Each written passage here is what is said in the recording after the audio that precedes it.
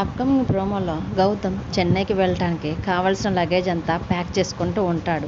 అలా Gautam luggage pack చేసుకుంటూ ఉంటుంటే అప్పుడే రూమ్లోకి వచ్చిన అహల్య గౌతమ్ చూసి, అయ్యో మీ లగేజ్ని మీరే ప్యాక్ చేసుకుంటున్నారా, జరగండి నేను ప్యాక్ చేస్తానని అహల్య గౌతమ్తో అంటూ ఉంటుంది. అప్పుడు గౌతమ్ గారు, పర్లేదండి నేనే లగేజ్ ప్యాక్ చేసుకుంటానని అంటున్నా కానీ అహల్య మాత్రం జరగండి నేను మీ లగేజ్ ప్యాక్ చేస్తానని అనేసరికి గౌతమ్ అక్కడి నుంచి పక్కకు వచ్చి తనకి కావాల్సిన ఇంపార్టెంట్ డాక్యుమెంట్స్ కోసం వెతుకుతూ ఉంటాడు. అప్పుడే తనకు కావాల్సిన ఇంపార్టెంట్ డాక్యుమెంట్స్ తీస్తూ ఉండగా అప్పుడే అక్కడే ఉన్న అహల్య భానుమతి చేత ఇంట్లోంచి వెళ్ళిపోవాలని అగ్రిమెంట్ రాయించుకొని అహల్య చేత సంతకం పెట్టించుకున్న డాక్యుమెంట్ ఒక్కసారిగా గౌతమ్ చేతిలోంచి కింద పడిపోతుంది.